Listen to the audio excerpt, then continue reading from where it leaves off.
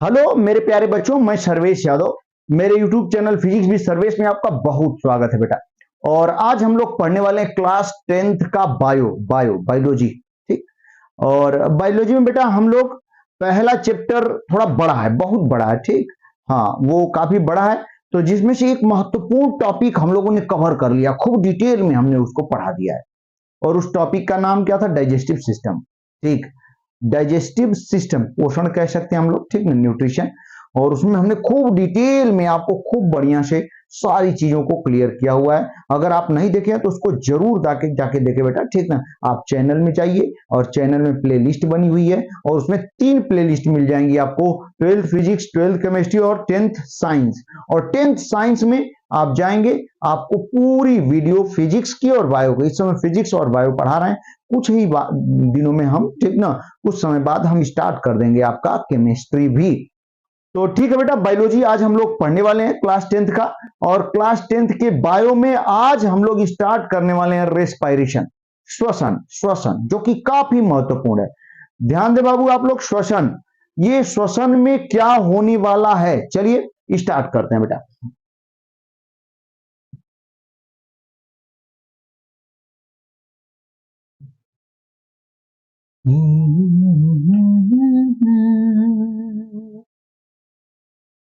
जान तेरे नाम।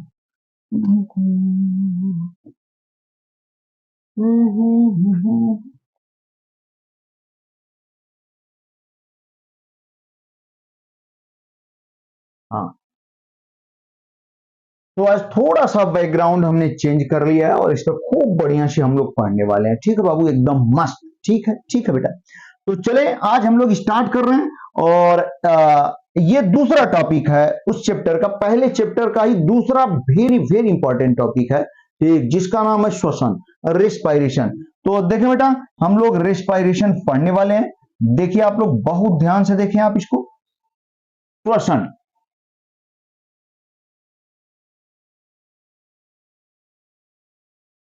हमें उम्मीद है कि आपको दिखाई दे रहा होगा। श्वसन,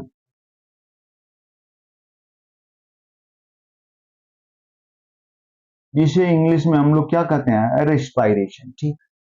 श्वसन, रेस्पायरेशन, एकदम ध्यान से सुनिए। एक एक चीज को हम लोग क्या करने वाले हैं? क्लियर करने वाले हैं। श्वसन, इससे पहले हम लोगों ने पढ़ा था, ठीक, हम लोगों ने पढ़ा था भैया डाइजेशन, पाचन। तो पाचन में क्या हुआ था, जरा सोचे, दिमाग लगाइए। अगर आप नहीं देखे तो जाके पूरा वीडियो देखिए, इससे बढ़िया आपको कहीं नहीं मिलेगा बेटा। ठीक। तो हुआ क्या था पाचन में? हमने आपको बताया था पाचन में, डाइजेशन में बाबू, ठीक ना। हुआ क्या था कि हम लोग ने भोजन किया था और भोजन में क्या था? कार्बोहाइड्रेट, प्रोटीन, विटामिन, ठीक, ये सारी चीजें थी। वसा यानी लिपिड था। तो जब भोजन को हम लोगों ने किया था तो ये क्या हुआ था? भोजन, ठीक, भोजन एक जटिल, इसमें जटिल कार्बनिक अणु थे, कार्बनिक पदार्थ थे, ठीक ना।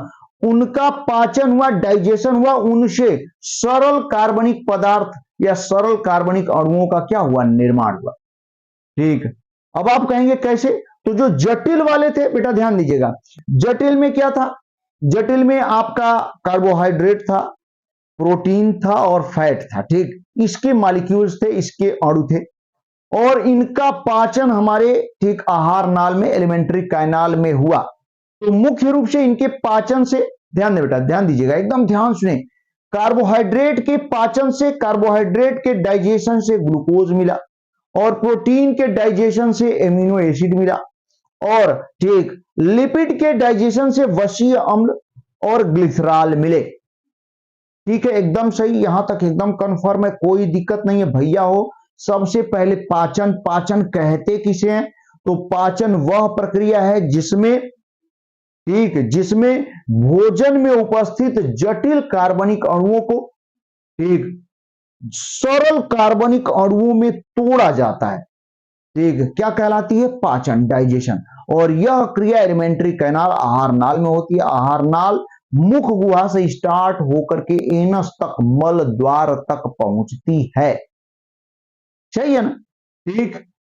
हम लोगों के भोजन का पाचन हुआ और उससे सरल अणु, सरल कार्बनिक अणु मिले, और मुख्य रूप से बेटा आपको याद रखना है, मुख्य रूप से ग्लूकोज मिला,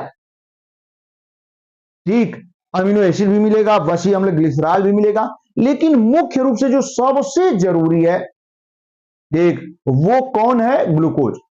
ठीक बेटा, ध्यान दीजिएगा, ग्लूकोज C6H12O6, ठीक, इसका फार्मूला होता है, लेकिन आप यहां पर फिलहाल आप जाने ग्लूकोज, ठीक ना, ठीक है भैया। अब क्या होता है कि इन सभी सरल अणुओं को, मेरी बात खूब ध्यान से सुने बेटा, इन सभी सरल अणुओं को, ठीक, इन सभी सरल अणुओं को, कार्बनिक अणुओं का, ठीक, एब्जॉर्प्शन कहां होता है? छोटी आंत में, ठीक, छोटी आंत में माइक्रोविलाई होते हैं, छोटी छोटी ब्रश नुमा संरचना होती है, ठीक। अब ध्यान दें, मेरी बात समझने की कोशिश करें, हल्का सा कनेक्ट करते हैं हम लोग, ध्यान दें, मान लेते हैं कि ये छोटी आंत है, ठीक ना, तो जानते हैं बेटा इसके अंदर ये माइक्रोविलाई होते हैं, ऐसे ब्रश नुमा, ये ब्रश नुमा क्या होती है? संरचना होती है, ठीक, ये ब्रश नुमा संरचना होती है, ठीक ना।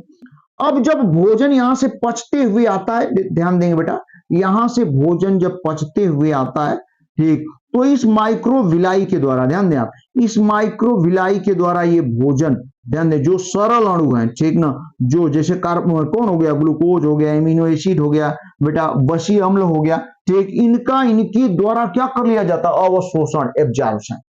और जानते हैं जब एब्जॉर्प्शन किया जाएगा तो ये जैसे ग्लूकोज हुआ, अमीनो एसिड हुआ, ग्लूकोज कार्बोहाइड्रेट से मिलता है, अमीनो एसिड प्रोटीन से मिलता है, और वसी अम्ल या वसा कह सकते हैं लिपिड से मिलता है, लिपिड के पाचन से, ठीक। कार्बोहाइड्रेट का पूरे शरीर से पाचन होते हुए जब आएगा ना, तो सबसे सरल अणुओं में टूट जाता है, मोनोसेकेराइड में हम आपको बता चुके हैं, और वो कौन होता है? ग्लूकोज, मुख्य रूप से ग्लूकोज में टूट जाता है, मुख्य रूप से, ठीक। और प्रोटीन का डाइजेशन होते हुए, पाचन होते हुए किस में टूट जाता है? एमिनो अम्ल में, एकदम याद रखें बेटा, ठीक। और आप जानते हैं लिपिड जो होता है, लिपिड कार्बोहाइड्रेट कहां पाया जाता है बेटा? कार्बोहाइड्रेट जो भोजन कर रहे हैं हम, तो मुख्य रूप से कार्बोहाइड्रेट कहां पाया जाता है? आप एकदम याद रखिएगा, कभी मत भूलिएगा बेटा, कार्बोहाइड्रेट मुख्य रूप से चावल में पाया जाएगा, रोटी में पाया जाएगा, आलू में पाया जाएगा, मक्का में पाया जाएगा, इनमें मुख्य रूप से एक कार्बोहाइड्रेट होता है, ठीक। जब इसका हम भोजन जब करते हैं, चावल खाते हैं, रोटी खाते हैं, आलू खाते हैं, मक्का खाते हैं, तो जब ये भोजन हम करते हैं बाबू ना, ठीक, तो इनमें मुख्य रूप से कार्बोहाइड्रेट होता है। ये नहीं कि इसमें एकदम फैट और ये सब नहीं, लेकिन सबसे ज्यादा क्वांटिटी में इसमें कार्बोहाइड्रेट होता है, ठीक। जब भोजन करेंगे तो कार्बोहाइड्रेट पॉलीसेकेराइड होता है, ओलिगोसेकेराइड होता है। अब इनका टूटना शुरू हो जाता है मुंह गुहा से ही, ठीक, और फिर कहां? स्टमक में भी कार्बोहाइड्रेट का बहुत थोड़ी मात्रा में डाइजेशन होता है। सबसे ज्यादा डाइजेशन कहां होता है? छोटी आंत में, कार्बोहाइड्रेट, ठीक। तो इस तरीके से कार्बोहाइड्रेट का डाइजेशन होता है, और कार्बोहाइड्रेट टूट करके ग्लूकोज में बदल जाता है। छोटी आंत में जाते जाते उसका डाइजेशन होते होते ग्लूकोज में बदल गया, भैया हो बाबू हो, ध्यान से सुने। इसके बाद क्या हुआ? जो प्रोटीन है, प्रोटीन कहां पाई जाती है? आप जानते हैं सबसे ज्यादा सोयाबीन में है, एक दालों में है, अंडा में है, एक मांस, मछली, इसमें प्रोटीन बहुत ज्यादा मात्रा में होती है। ये भी हम भोजन के रूप में करते हैं, ठीक। तो इसका भी पाचन होता है, इसका सबसे ज्यादा, ठीक, हम कह सकते हैं मुख्य रूप से पाचन इसका स्टमक में होता है, आमाशय में। फिर छोटी आंत में भी होता है, ऐसा नहीं है कि वहां नहीं होता, वहां भी होता है प्रोटीन का पाचन। और प्रोटीन टूट कर भैया वो एमिनो एसिड में टूट जाता है, एमिनो एसिड, अमीनो अम्ल। तो कोई पूछेगा प्रोटीन का पाचन, प्रोटीन एक जटिल कार्बनिक यौगिक है, अणु है, और इसका पाचन किन सरल अणुओं में होता है? तो एक लाइन में जवाब देंगे, कभी नहीं भूलेंगे जिंदगी में भैया, अमीनो अम्ल में टूटता है प्रोटीन, ठीक है। कार्बोहाइड्रेट ग्लूकोज में टूट चुका है, प्रोटीन अमीनो अम्ल में टूट गया छोटी आंत तक पहुंचते पहुंचते, ठीक। इसके बाद बेटा जो लिपिड है, लिपिड कहां मिलता है? लिपिड बेटा घी में मिलेगा, तेल में मिलेगा, इसमें लिपिड मिलता है। और लिपिड एक जटिल कार्बनिक अणु है, ये भी टूट जाता है वसी अम्ल और ग्लिसरॉल, छोटे छोटे अणुओं में, ठीक है, इनमें टूट जाता है। ठीक, इसका भी डाइजेशन मुख्य रूप से जाके छोटी आंत में होता है, इधर कहीं मुंह गुआ में भी नहीं होगा, न ही स्टमक में होगा, आमाशय में जाके छोटी आंत में होता है मुख्य रूप से इसका डाइजेशन। और इसके डाइजेशन में जो हेल्प करता है, ध्यान दें, पित्त, पित्त कहाँ, पित्त, पित्त मतलब बाइल जूस, ठीक, पित्त रस। और ये कहां से, लिवर से निकलता है और कहां एकत्रित होता है, पित्ताशय में, गाल ब्लैडर में, और आवश्यकता अनुसार पित्ताशय से निकल करके छोटी आंत में आता है और अग्नाशयी रस भी आता है। ठीक, हम बता चुके हैं, अब उसमें बहुत ज्यादा अंदर नहीं जाएंगे, यहां जानिए। ठीक, तो इस तरीके से ये छोटे छोटे अणुओं में, सरल अणुओं में टूट जाता है और इन सरल अणुओं का पाचन हो गया, ये सरल अणु मिल गए। अब इन सरल अणुओं का बेटा ध्यान दीजिएगा, यहाँ छोटी आंत की दीवार में माइक्रोविलाई ब्रश नुमा संरचना होती है। ये माइक्रोविलाई क्या करते हैं, इनका एब्जॉर्प्शन करते हैं, इनका अवशोषण, भैया हो, इनका अवशोषण कर लेते हैं। और जब इनको अवशोषित कर लेते हैं, अवशोषित करके रखेंगे नहीं कि इसको बक्सा में रख लीजिए, नहीं बेटा। ठीक, ये क्या करते हैं, इनका अवशोषण करके, ठीक, यहाँ पे ब्लड की वेसल्स होती हैं, ब्लड की, ठीक, केशिकाएं होती हैं, पतली पतली नलियां लगी होती हैं ब्लड की, और उनमें ये जो ग्लूकोज है, ठीक, इम्यूनो एसिड है, सब, ठीक, उनमें, ठीक, माइक्रोविलाई के द्वारा अवशोषित करके उनमें ट्रांसफर कर दिया जाता है। अब ये जब ब्लड में चले जाते हैं ना बेटा, तो ब्लड में ये छोटे जो सरल कार्बनिक अणु हैं, जो पचने के बाद भोज्य पदार्थ के द्वारा मिले हुए हैं, ठीक, जिनको हमारे शरीर की आवश्यकता, जिनकी हमारे शरीर को आवश्यकता है। अब ये ब्लड क्या करेगा, ध्यान दीजिएगा, आप जानते हैं ब्लड का पंप पूरे शरीर में, ब्लड पूरे शरीर में फैलता है, ठीक, हार्ट के द्वारा पूरे शरीर में भेजा जाता है। ठीक, तो इस ब्लड की सहायता से, ब्लड के द्वारा ये जो ग्लूकोज है, एमिनो एसिड है, वसी अम्ल, ठीक, इनको कहां तक, शरीर की हर एक कोशिकाओं तक। हमारा शरीर भैया हो कोशिकाओं से मिलकर बना है, हमारे शरीर की कार्यात्मक और रचनात्मक सूक्ष्मतम इकाई है कौन, कोशिका। मतलब हमारा पूरा शरीर छोटी छोटी सेल्स से, छोटी छोटी कोशिकाओं से बना होता है। तो अब ये जो अमीनो अम्ल है, वसी अम्ल है, ग्लिसरॉल है, और कह सकते हैं बेटा, हम क्या कह सकते हैं, ग्लूकोज है, इनको ब्लड के द्वारा शरीर की सभी कोशिकाओं तक पहुंचा दिया जाता है। ठीक, अमीनो अम्ल शरीर के निर्माण में और बहुत सारे काम में, ठीक, वसी अम्ल भी बहुत सारे काम में, ठीक, लेकिन जो मुख्य है, ठीक, वो ग्लूकोज है। ग्लूकोज हमारे शरीर को ऊर्जा प्रदान करता है, और ऊर्जा प्रदान करने के लिए, ठीक, जितनी क्रियाएं आवश्यक होती हैं पाचन के बाद, ठीक, ग्लूकोज से ऊर्जा प्राप्त करने के लिए, वो सभी प्रक्रियाएं श्वसन के अंतर्गत आती हैं। तो अब हम आपको बताएंगे कि ये श्वसन होता क्या है, श्वसन कहते किसे हैं। मेरी बात एकदम ध्यान से सुने बाबू, एक एक बच्चे को याद होना चाहिए।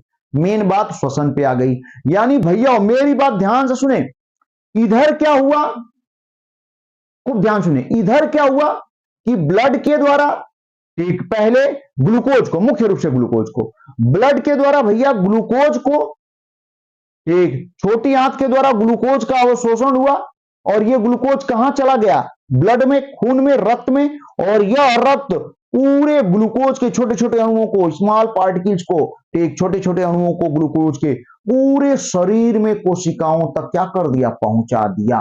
ग्लूकोज कोशिकाओं तक पहुंच गया। ठीक है, एकदम सही, बढ़िया है, ध्यान दीजिएगा, मेरी बात एकदम ध्यान देगा। फिर क्या हुआ बेटा, मेरी बात समझने की कोशिश करें।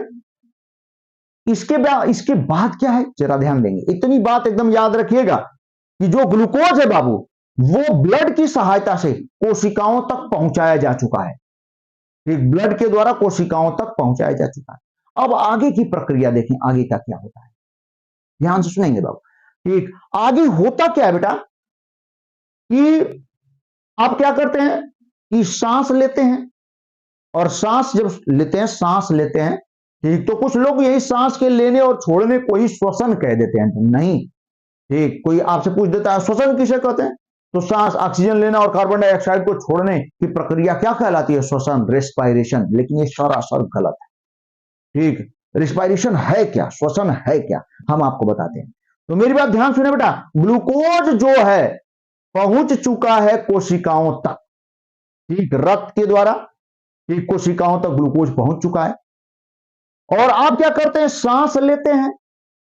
सांस में जो हवा वायुमंडल में, उसमें मुख्य रूप से सबसे ज्यादा तो नाइट्रोजन है, लेकिन हमारी आवश्यकता है वो ऑक्सीजन है, और ऑक्सीजन की ही आवश्यकता हमारे शरीर को होती है, तो उसमें ऑक्सीजन भी है। ठीक है बेटा, तो जरा देखें, मेरी बात समझने की कोशिश करें। तो अब हम क्या करते हैं कि सांस लेते हैं, वायु लेते हैं, वायुमंडल की वायु, ठीक, नाक के द्वारा लेते हैं, मुंह के द्वारा भी कभी कभी ले लेते हैं। अब ये सांस यहां ट्रैकिया होती है, ठीक, ट्रैकिया श्वास नली जिसे कहते हैं, उससे होती हुई नाक से जाती है सांस, और ट्रैकिया आगे डिटेल में हम बताएंगे, लेकिन फिलहाल जानिए श्वसन किसे कहते हैं, हम बता रहे हैं, ध्यान दें बेटा।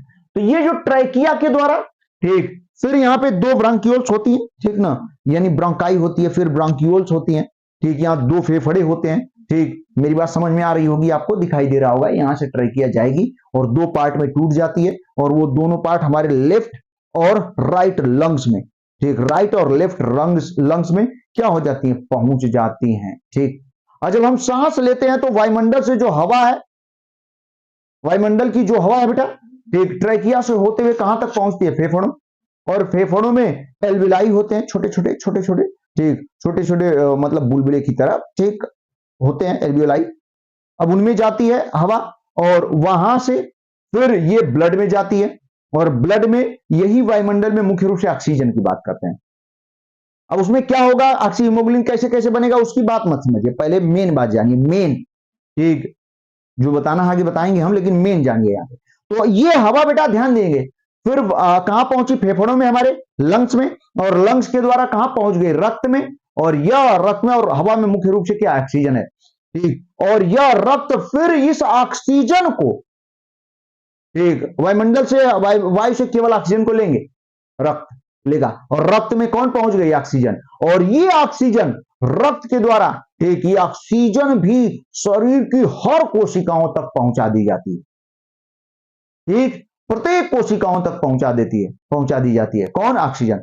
अब क्या होता है बेटा जानते हैं, इधर से ऑक्सीजन भी कोशिका तक पहुंच गई, और उधर से ग्लूकोज भी आ गया, और दोनों को ले जाने का काम कौन कर रहा है, कौन कर रहा है, कौन कर रहा है, ब्लड बेटा, ब्लड, खून, रक्त, ठीक, ये पहुंचा देता है दोनों को।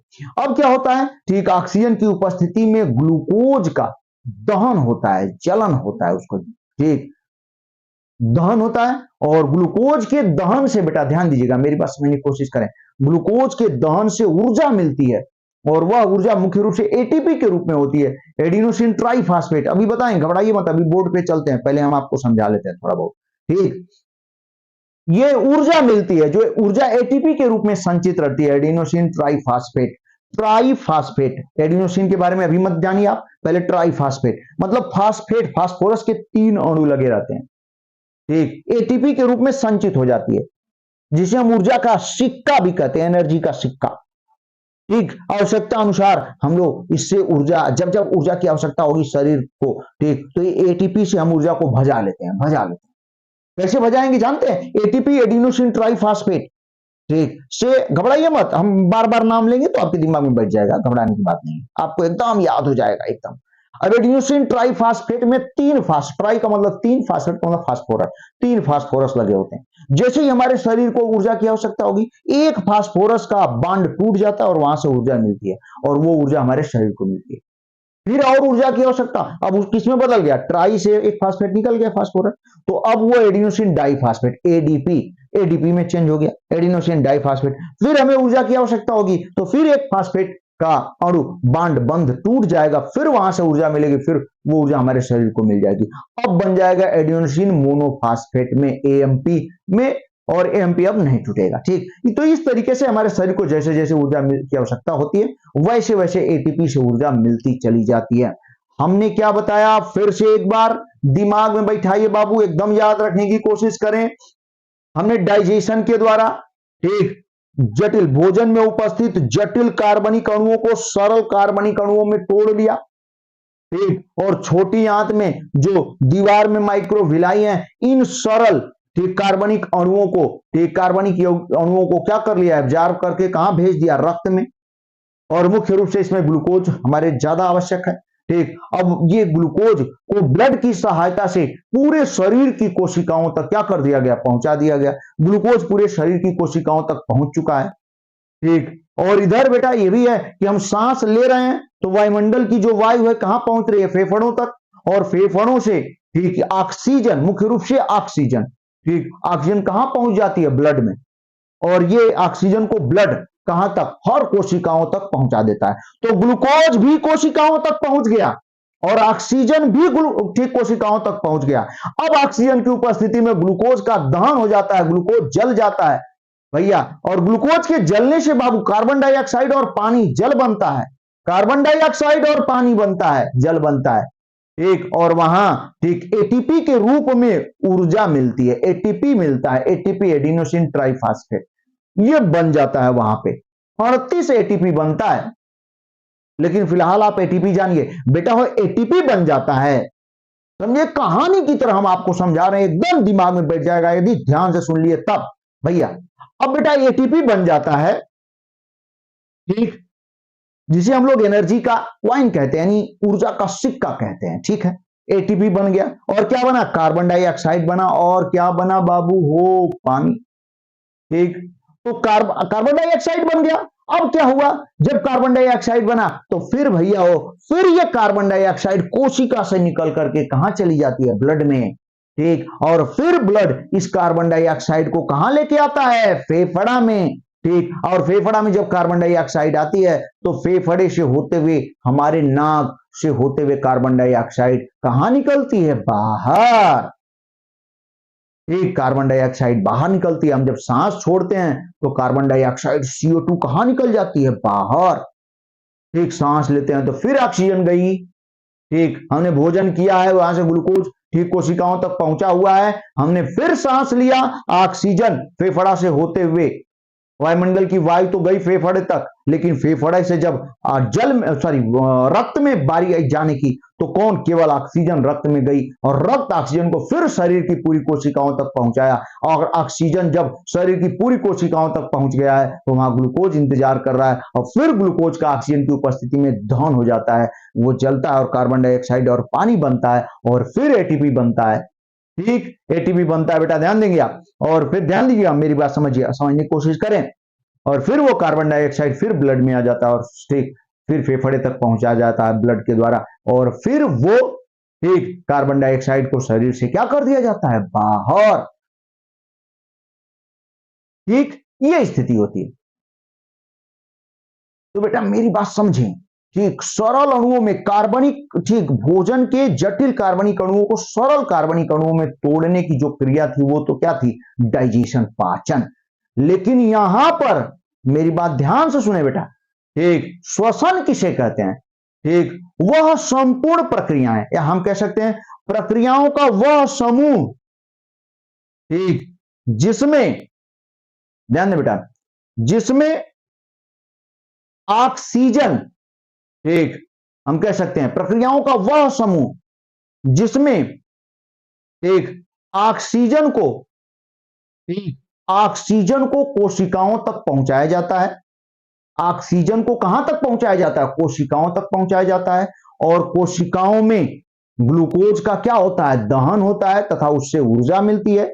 इसके बाद ठीक बनने वाला कार्बन डाइऑक्साइड, उत्पन्न कार्बन डाइऑक्साइड, ठीक, पुनः रक्त के द्वारा शरीर से, ठीक, या मुंह से या नाक से हम कह सकते हैं क्या किया जाता है? बाहर किया जाता है। तो ये संपूर्ण क्रिया भैया हो क्या कहलाती है? श्वसन, ठीक।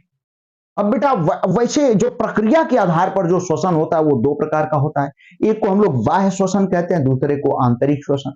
बाह्य श्वसन एक्सटर्नल रेस्पायरेशन, ठीक, आंतरिक श्वसन इंटरनल।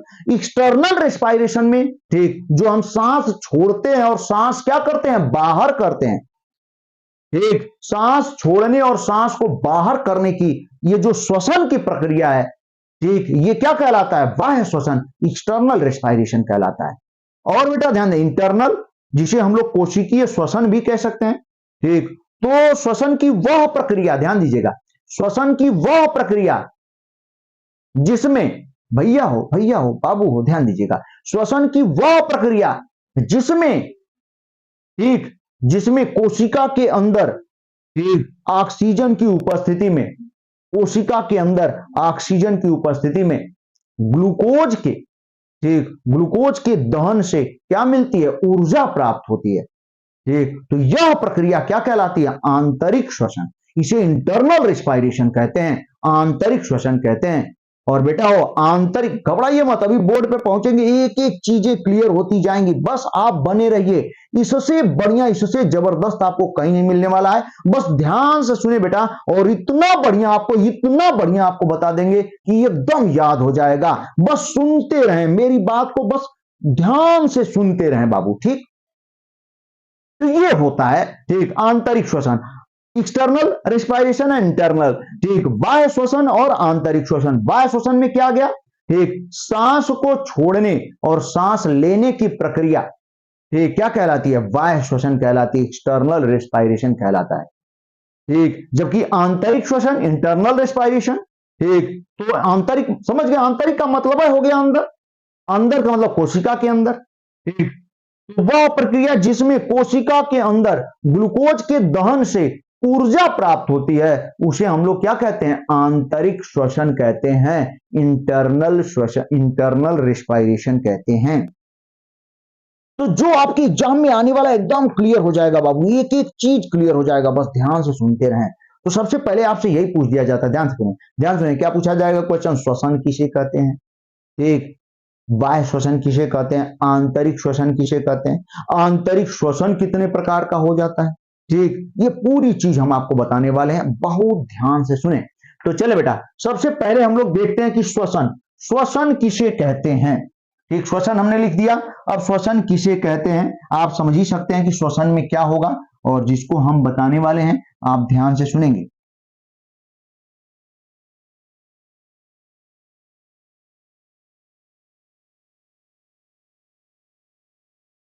हाँ, देखिए बेटा, तो हम लोग यहाँ पे श्वसन हमने लिखा हुआ है, श्वसन, श्वसन कहते किसे हैं? चलिए स्टार्ट करते हैं हम लोग। हाँ, श्वसन की परिभाषा क्या होती है, खूब ध्यान से देखेंगे, ठीक। प्रक्रियाओं का वह समूह, ध्यान दें आप, देखिए बेटा एकदम ध्यान से, एकदम ध्यान से देखेंगे।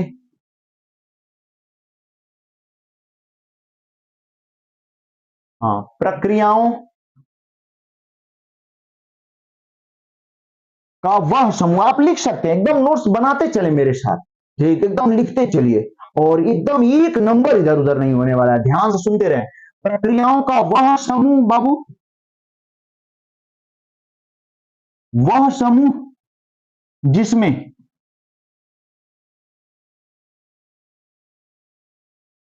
ठीक, जिसमें ऑक्सीजन को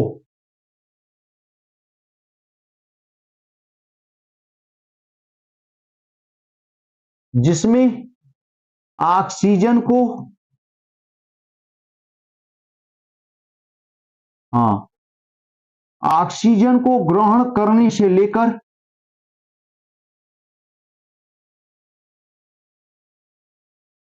ठीक, ऑक्सीजन को ग्रहण करने से लेकर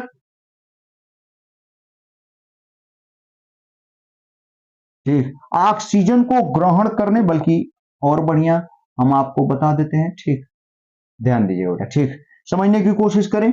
ऑक्सीजन को ग्रहण करने एवं CO2 को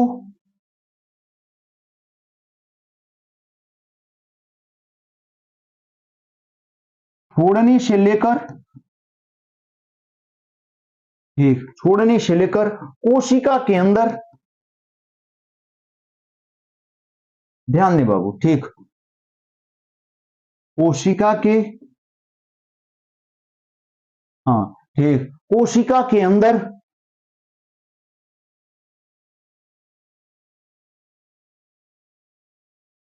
हाँ, कोशिका के अंदर ग्लूकोज से, ठीक, कोशिका के अंदर, ध्यान दे बेटा, ठीक, कोशिका के अंदर ग्लूकोज के दहन से, ठीक,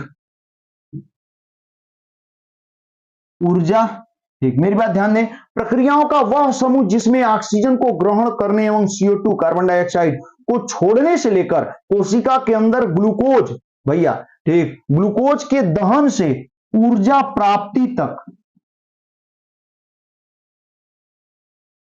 ऊर्जा प्राप्ति तक आती हैं सभी क्रियाएं। ठीक, ऊर्जा प्राप्ति तक आती हैं। ठीक, क्या कहलाती है? श्वसन। ठीक, श्वसन कहलाती है। मतलब वो सभी प्रक्रियाओं का वो सारा समूह जिसके अंतर्गत क्या किया जाता है भैया? ठीक, ऑक्सीजन को ग्रहण करने एवं कार्बन डाइऑक्साइड को छोड़ने से लेकर कोशिका के अंदर ग्लूकोज के दहन से ऊर्जा प्राप्ति तक आती हैं जितनी प्रक्रियाओं का समूह होता है, क्या कहलाती है? श्वसन कहलाती है। ठीक, वो सब श्वसन के अंतर्गत आती हैं। कितनी बढ़िया, कितनी आसान, कितनी जबरदस्त डेफिनेशन है। आप एग्जाम में एकदम ऐसे ही लिखिएगा बाबू, ध्यान दीजिएगा। ठीक, हमने क्या बताया? प्रक्रियाओं का एक एक बच्चे को याद हो जाना चाहिए। प्रक्रियाओं का वह समूह जिसमें ऑक्सीजन को ग्रहण करने एवं CO2 को छोड़ने से लेकर कोशिका के अंदर ग्लूकोज के दहन से ऊर्जा प्राप्ति तक आती हैं। ठीक, क्या कहलाती है? श्वसन कहलाती है। ठीक, श्वसन कहलाती है। उम्मीद है आपको खूब समझ में आ रहा होगा। ठीक है, एकदम बढ़िया। ठीक भैया, चलिए। ठीक, हमने बताया आपको ऑक्सीजन क्यों लेते हैं और ग्लूकोज क्यों कैसे पहुंचता है, सब बता चुके हैं। ठीक, तो अब ध्यान से सुने बाबू, ये यहां तक हुआ। अब हम लोग पढ़ने वाले हैं श्वसन के प्रकार, टाइप्स ऑफ रेस्पिरेशन। ध्यान दें बेटा, हम लोग यहां पे पढ़ने वाले हैं श्वसन के प्रकार।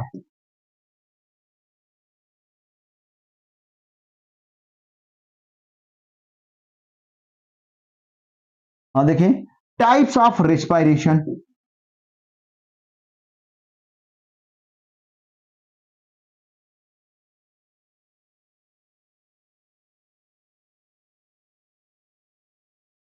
टाइप्स ऑफ रेस्पिरेशन, श्वसन के प्रकार। ठीक है, टाइप्स ऑफ रेस्पिरेशन, श्वसन कितने प्रकार के होते हैं? तो भैया हो जरा ध्यान दें, श्वसन दो प्रकार के होते हैं। कितने प्रकार के? दो। मेरी बात ध्यान दें, श्वसन कितने प्रकार की?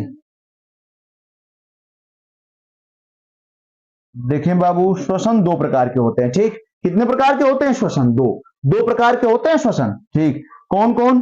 पहला हम लोग लिख लेते हैं, यहीं पे लिख देते हैं, हमें उम्मीद है कि आपको दिख रहा होगा। पहले को हम लोग भैया वो क्या कहते हैं? बाह्य श्वसन, जो कि अभी अभी समझाया, हमें उम्मीद है कि आपको याद हो गया होगा। ठीक, और लिख देंगे तो एकदम में दिमाग में बैठ जाएगा, कभी नहीं भूलेंगे आप। ठीक, बाह्य श्वसन जिसे हम लोग क्या कहते हैं बेटा? External respiration. External, external respiration. ठीक, दूसरा बाबू क्या है? दूसरे को हम लोग कहते हैं आंतरिक श्वसन।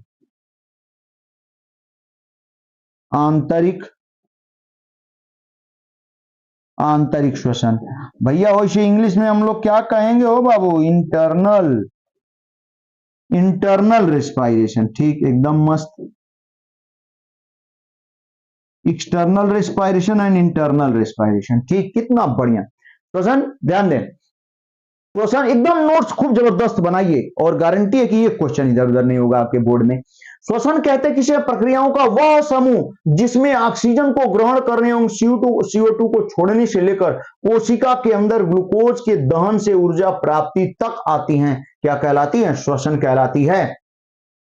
ठीक, ये पूरी प्रक्रिया श्वसन है। अब श्वसन के प्रकार, श्वसन कितने तरीके के? दो प्रकार के भैया हो। कौन कौन? बाह्य श्वसन, एक्सटर्नल रेस्पिरेशन, और कौन? आंतरिक श्वसन, इंटरनल रेस्पिरेशन, जैसा कि आप लोग देख रहे हैं। ठीक, तो चलिए, बाह्य श्वसन किसे कहेंगे? बहुत आसान एकदम। ठीक, फिर आंतरिक श्वसन को थोड़ा डिटेल करना होगा और एकदम मजा आ जाएगा आपको। ध्यान दीजिएगा बेटा। ठीक, तो बाबू हो, भैया हो, ठीक, खूब ध्यान से देखिए आप जरा। ये हो गया। ठीक है, तो चले पहला पॉइंट हम लोग स्टार्ट करते हैं बाबू। पहला पॉइंट यहां पे जिसे हम लोग क्या कहेंगे हो? बाह्य श्वसन। ठीक, बाह्य श्वसन। बाह्य श्वसन को इंग्लिश में भैया वो क्या कहेंगे हम लोग? External respiration. एक्सटर्नल रेस्पिरेशन, बाह्य श्वसन। ठीक, एक एक बच्चे को एकदम बढ़िया दिखाई दे रहा होगा बाह्य श्वसन। ठीक है, चले भैया, बाह्य श्वसन तो बाह्य श्वसन किसे कहेंगे, हम लोग अभी क्लियर कर लेते हैं। ठीक, बाह्य श्वसन, एक्सटर्नल रेस्पिरेशन। ठीक, तो चलें, बाह्य श्वसन किसे कहेंगे, बहुत आसान, इससे आसान कुछ हो ही नहीं सकता है बेटा, ध्यान दीजिएगा। बाह्य श्वसन कहते किसे हैं, ठीक, ध्यान दें आप, इसकी डेफिनेशन होती है ठीक, ऑक्सीजन को छोड़ने, ठीक, तथा ऑक्सीजन को लेने तथा कार्बन डाइऑक्साइड को छोड़ने की प्रक्रिया, ठीक, क्या कहलाती है, ठीक, बाह्य श्वसन। ध्यान दें, हम कह सकते हैं वह प्रक्रिया, ठीक, वह प्रक्रिया, आपको ये दिखाई नहीं दे रहा होगा, कलर चेंज कर लेते हैं। हाँ देखें बेटा, हम लोग यहां पे देख लेते हैं हाँ देखें आप सभी मेरे बाबू भैया हो, ध्यान दें। ठीक, हाँ, बाह्य श्वसन किसे कहेंगे, इसकी डेफिनेशन हो जाएगी वह प्रक्रिया, ध्यान दें आप, वह प्रक्रिया जिसमें, ठीक, जिसमें CO2, सॉरी O2 पहले लिख देते ना, कार्बन ऑक्सीजन, जिसमें O2 को क्या किया जाता है, ग्रहण किया जाता है, ठीक, जिसमें O2 को ग्रहण किया जाता है तथा इतना आसान, तथा CO2 को क्या किया जाता है, छोड़ा जाता है, ठीक, छोड़ा जाता है, क्या कहलाती है, बाह्य श्वसन।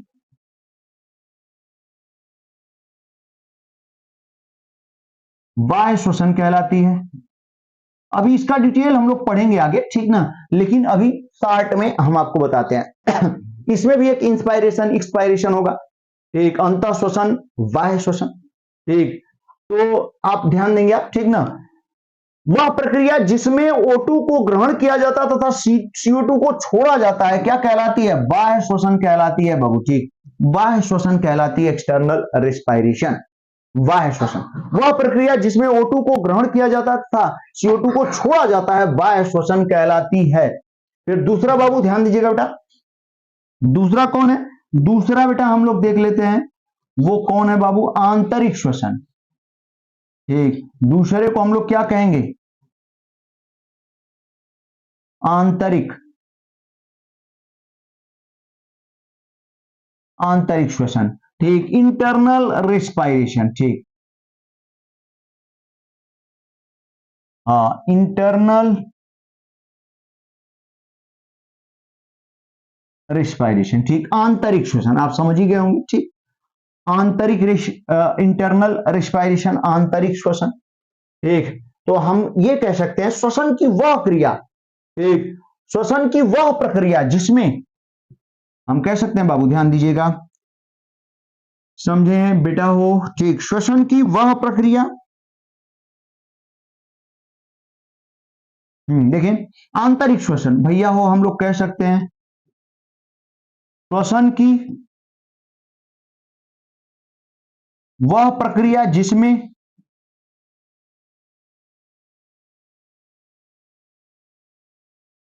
ध्यान दें आप, श्वसन की वह प्रक्रिया जिसमें कोशिका के अंदर, कहां भैया, कोशिका के अंदर। ठीक, जिसमें कोशिका के अंदर, ठीक, कोशिका के अंदर, बाबू को एकदम ध्यान दे, श्वसन की वह प्रक्रिया जिसमें कोशिका के अंदर, ठीक, क्या होता है जरा देखें, श्वसन की वह प्रक्रिया जिसमें कोशिका के अंदर, ठीक, ऑक्सीजन की उपस्थिति में, ठीक, ऑक्सीजन की उपस्थिति या अनुपस्थिति दोनों हो जाता है। ठीक, ठीक, वह श्वसन की वह प्रक्रिया जिसमें कोशिका के अंदर, ठीक, ग्लूकोज के द्वारा, हम ये कह सकते हैं, ठीक, कोशिका के अंदर, ठीक ना भैया हो, कोशिका के अंदर ग्लूकोज के द्वारा, ठीक, ग्लूकोज के द्वारा, ग्लूकोज के द्वारा क्या प्राप्त की जाती है, ऊर्जा, ऊर्जा। ठीक, ग्लूकोज के द्वारा ऊर्जा प्राप्त की जाती है। एकदम ध्यान से बाबू, एकदम याद रखिएगा। प्राप्त की जाती है, ठीक, क्या कहलाती है? आंतरिक श्वसन। आंतरिक श्वसन, आंतरिक श्वसन कहलाती है। एकदम मस्त, एकदम जबरदस्त, बहुत बढ़िया भैया हो, ठीक, आंतरिक श्वसन। अब ये जो आंतरिक श्वसन है ना बाबू, ये दो प्रकार के होते हैं। इंटरनल रेस्पायरेशन जो आंतरिक श्वसन है बेटा, वो कितने तरीके के? दो तरीके के। एकदम बेहतरीन टॉपिक है, ध्यान दीजिएगा। आंतरिक श्वसन, ठीक, हम यहां पे कह सकते हैं आंतरिक श्वसन। ध्यान दे बाबू, आंतरिक श्वसन कितने प्रकार के होते हैं? दो प्रकार के होते हैं। कौन कौन, हम आपको तुरंत बताते हैं, एकदम याद रखिएगा। ठीक, आंतरिक श्वसन बेटा दो प्रकार के होते हैं, ठीक, ध्यान दीजिएगा। हम लोग आंतरिक श्वसन दो प्रकार के होते हैं, लेकिन कौन कौन होते हैं जरा देखें। पहला, पहला जानते हैं कौन? आंतरिक श्वसन दो प्रकार के, पहले को हम लोग कहते हैं अवायवीय श्वसन। अवायवीय श्वसन, ठीक, अवायवी को एनएरोबिक रेस्पायरेशन कहते हैं। एन एरोबिक, ध्यान दें, एन एरोबिक रेस्पायरेशन, एकदम याद रखिए, जबरदस्त, आपके फ्यूचर में बहुत जबरदस्त काम में आएगा। एन एरोबिक रेस्पायरेशन बाबू हो। और दूसरे को हम लोग क्या कहते हैं? वायवीय श्वसन। वायवीय, ठीक, वायवीय श्वसन भैया हो। इसे वायवीय श्वसन को इंग्लिश में एरोबिक रेस्पायरेशन, एरोबिक रेस्पायरेशन, सही है ना? एकदम मस्त है, ठीक, एकदम जबरदस्त है। अवायवीय श्वसन एनारोबिक रेस्पायरेशन, और वायवीय श्वसन मतलब एरोबिक रेस्पायरेशन, ठीक। ये जो श्वसन है बाबू, ये कितने तरीके के? दो। आंतरिक श्वसन, इंटरनल रेस्पायरेशन, यानी जो कोशिका के अंदर हो रहा है, वो दो प्रकार का श्वसन होता है कोशिका के अंदर। इसे आंतरिक श्वसन को सेलुलर रेस्पायरेशन, कोशिकीय श्वसन भी कहते हैं भैया। और ये क्योंकि कोशिका के अंदर हो रहा है, कोशिकीय श्वसन, और ये दो प्रकार का होता है, ठीक। एक को कहते हैं अवायवीय श्वसन, दूसरे को वायवीय श्वसन कहते हैं। अब ये क्या है? नाम से ही क्लियर है, सब कुछ इस नाम में ही है। अवायवीय श्वसन, ठीक, एनएरोबिक रेस्पायरेशन, मतलब यहां पर अवायवीय का मतलब बिना वायु, बिना वायु अवायवीय। अब वायु का मतलब वायु, और वायु का मतलब है ऑक्सीजन यहाँ पे, ठीक। अवायवीय रेस्पायरेशन, एनएरोबिक रेस्पायरेशन, मतलब वायु अवायवीय, यानी बिना वायु के। बिना वायु का मतलब बिना ऑक्सीजन के, यानी ऑक्सीजन की अनुपस्थिति में, ठीक। कोशिका के अंदर, ध्यान दे बेटा, कोशिका के अंदर, ठीक, ग्लूकोज के द्वारा ऑक्सीजन की अनुपस्थिति में जब ऊर्जा प्राप्त की जाती है, मेरी बात एकदम ध्यान से सुने, इतना बढ़िया पॉइंट है, ठीक। अवायवीय श्वसन और वायवीय श्वसन। अवायवीय श्वसन किसे कहते हैं और वायवीय श्वसन किसे कहते हैं? चलिए इन दोनों को हम लोग नेक्स्ट पेज पे क्लियर करते हैं, ठीक ना। अवायवीय श्वसन और वायवीय श्वसन, ध्यान दे बेटा एकदम बढ़िया से। तो चलिए बाबू, पहला पॉइंट हम लोग स्टार्ट करते हैं। और पहला क्या है? अवायवीय श्वसन। ये कैसे होते हैं अभी डिटेल में हम आपको बताएंगे, और हमारे एग्जाम में इनमें अंतर पूछता है, अवायवीय श्वसन और वायवीय श्वसन में डिफरेंस। ये बहुत महत्वपूर्ण, बहुत ज्यादा महत्वपूर्ण क्वेश्चन है, और हमें उम्मीद है कि आज बेटा यदि वीडियो आप देख लेंगे तो जिंदगी में कभी नहीं भूलेंगे आप, ठीक ना। हाँ, और ये आएगा आपके एग्जाम में, वायवीय श्वसन और अवायवीय श्वसन में डिफरेंस, ठीक। What is difference between anaerobic respiration and aerobic respiration, ठीक। तो सबसे पहले तो हम लोग जानेंगे कि अवायवीय और वायवीय होते क्या हैं। तो पहला पॉइंट बाबू एकदम याद रखिएगा, कभी मत भूलिएगा, पहला पॉइंट है अवायवीय, ठीक, अवायवीय श्वसन, अवायवीय श्वसन, ठीक भैया एकदम मस्त। इसे इंग्लिश में हमने क्या कह दिया था? Anaerobic respiration, anaerobic respiration, ठीक है एकदम बढ़िया। चलिए, अवायवीय श्वसन किसे कहते हैं? नाम से ही, नाम में ही सब कुछ छुपा हुआ है, ठीक। अवायवीय श्वसन किसे कहेंगे बाबू? ध्यान दीजिएगा बेटा हो, ठीक, अवायवीय श्वसन। ठीक ठीक, हम यहां पे कह सकते हैं कोशिका के अंदर। ठीक, ये दोनों आंतरिक हैं, कोशिका के अंदर ही है। ठीक, तो हम कह सकते हैं, ध्यान नहीं बेटा, कोशिका के अंदर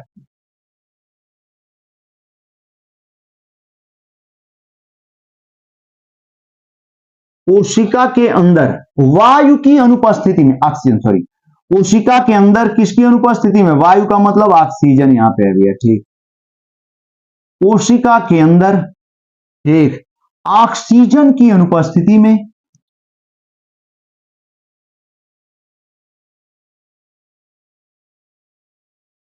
ऑक्सीजन की अनुपस्थिति में जब, ठीक, किससे बेटा, ग्लूकोज से, जब ग्लूकोज से क्या प्राप्त की जाती है, ऊर्जा हो भैया, ऊर्जा। ठीक, कोशिका के अंदर ऑक्सीजन की अनुपस्थिति में जब ग्लूकोज से ऊर्जा प्राप्त होती है बेटा, ध्यान दीजिएगा। हाँ, ऊर्जा प्राप्त होती है तो, ठीक, श्वसन की यह प्रक्रिया, श्वसन की यह प्रक्रिया बेटा हो, ध्यान दें आप, श्वसन की यह प्रक्रिया अवायवीय श्वसन, एनएरोबिक रेस्पिरेशन कहलाती है। अवायवीय, ठीक, अवायवीय श्वसन। ठीक, यानी अवायवीय श्वसन, श्वसन की यह प्रक्रिया अवायवीय श्वसन कहलाती है। ठीक, मेरी बात समझे, कोशिका का मतलब सेल, सेल सेल सेल। ठीक, हमारी बॉडी छोटे छोटे, ठीक, इकाई से बनी हुई है, पूरा शरीर सेल से बना हुआ है, उसी सेल की बात हो रही है। अगर उस सेल के अंदर, ठीक, ग्लूकोज से ऊर्जा मिल रही है लेकिन वहां ऑक्सीजन की आवश्यकता नहीं हो रही है, तो वो वाला रेस्पिरेशन, वो आंतरिक श्वसन, वो इंटरनल रेस्पिरेशन कौन सा होगा, अवायवीय। ठीक, हम कह सकते हैं एनएरोबिक रेस्पिरेशन होगा। समझे, सेल के अंदर एब्सेंट, ध्यान दें, ऑक्सीजन के एब्सेंस में ग्लूकोज से जब एनर्जी फाइंड की जाती है, प्राप्त की जाती है, ग्लूकोज से जब ऊर्जा हमारे शरीर को, एक कोशिका में ग्लूकोज से जब एनर्जी फाइंड की जाती है, मिलती है, तो उसे भैया वो हम लोग क्या कहते हैं, वह प्रक्रिया श्वसन की, ठीक, कौन सी, अवायवीय एनएरोबिक रेस्पिरेशन कहलाती है। सही है, एकदम बढ़िया, एकदम मस्त। ठीक, अब देखिए बेटा दूसरा, दूसरा, ठीक, दूसरा हम लोग देखेंगे, आप समझ ही गए होंगे। ठीक, दूसरा कौन सा है बाबू, दूसरा पॉइंट, दूसरा बेटा हो वायवीय श्वसन। हाँ, वायवीय, वायवीय श्वसन। ठीक, एरोबिक रेस्पिरेशन।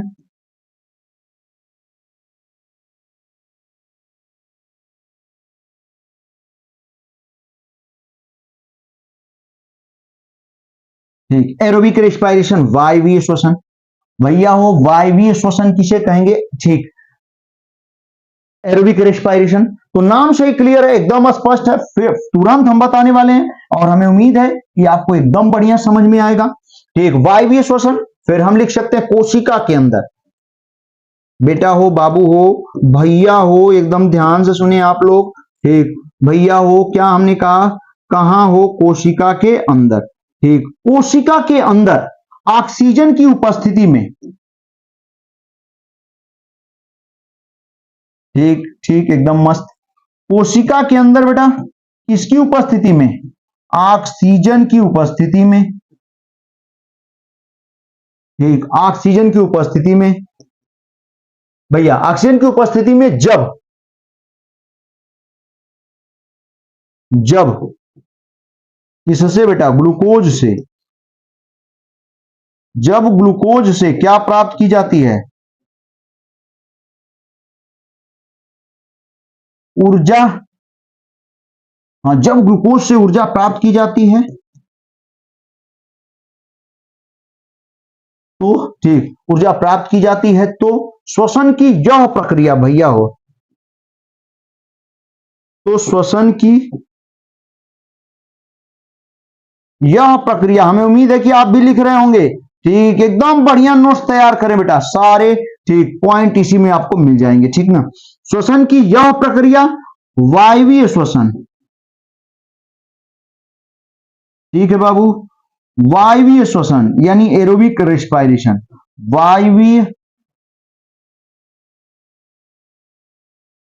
श्वसन कहलाती है। ठीक, इतना बढ़िया, ध्यान दे बाबू। तो वायवीय श्वसन कोशिका के अंदर ऑक्सीजन की उपस्थिति में, कोशिका के अंदर बेटा ऑक्सीजन की उपस्थिति में जब ग्लूकोज से ऊर्जा प्राप्त की जाती है तो श्वसन की यह प्रक्रिया वायवीय श्वसन कहलाती है।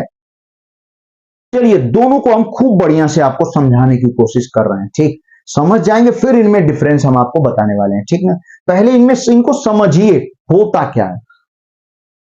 कोशिका के अंदर दोनों प्रक्रियाएं हो सकती हैं, ऐसा नहीं है कि एक ही होगा, ठीक, दोनों हो सकती हैं। जब ऑक्सीजन नहीं मिल पाता हमारे शरीर को, ठीक, तो उस स्थिति में अवायवीय श्वसन होता है। और जब हमारे शरीर को, हमारी कोशिकाओं तक ऑक्सीजन मिल रहा होता है तो उस केस में बेटा वायवीय श्वसन होता है। और कुछ ऐसे ठीक बैक्टीरिया या इस तरीके से भी होते हैं, उनके अंदर भी एनारोबिक रेस्पिरेशन अवायवीय श्वसन होता है, ठीक, यानी वहां ऑक्सीजन की आवश्यकता नहीं होगी। सुन रहे आप? हाँ ध्यान दीजिए, ठीक, सुने बेटा। तो अब हम लोग इसको क्लियर करने वाले हैं, जरा ध्यान दें, जरा ध्यान दें इधर आप। हाँ, फिगर से हम क्लियर करने वाले हैं। चलिए खूब बड़ा सा, ये तो क्लियर ही हो गया होगा, तो फिर हम लोग नया पेज ले लेते हैं और उसमें समझाने की कोशिश करते हैं, ठीक। ध्यान दें बेटा सभी बच्चे एकदम ध्यान से, हाँ एकदम ध्यान से सुनेंगे। मान लेते हैं भैया हो कि कोशिका है,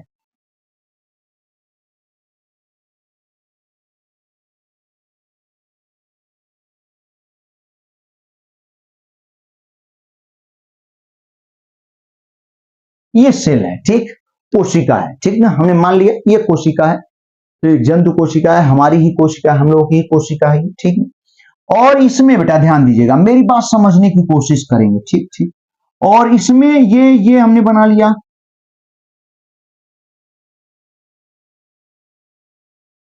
इसकी जरूरत है इसलिए हम बना रहे हैं यहाँ पे, ठीक।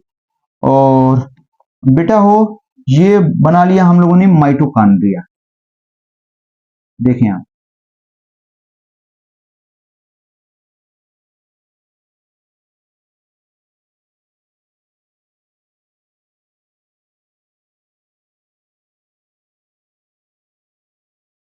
ठीक, ये माइटोकॉन्ड्रिया हो गया, ये सेल है और ये माइटोकॉन्ड्रिया कोशिका, इसी की आवश्यकता है। वैसे तो बहुत सारे कोशिकांग हैं, ठीक, सेल ऑर्गेनेल्स हैं, लेकिन हम लोगों को सबकी आवश्यकता नहीं है, जिसकी आवश्यकता है वही हम बना रहे हैं और आपको समझाने की कोशिश कर रहे हैं, एरोबिक रेस्पिरेशन और एनारोबिक रेस्पिरेशन, ठीक है बेटा। तो चलिए ध्यान दीजिएगा, आप समझने की कोशिश करें, ठीक, होता क्या है बाबू, होता क्या है यहाँ पे, ठीक है।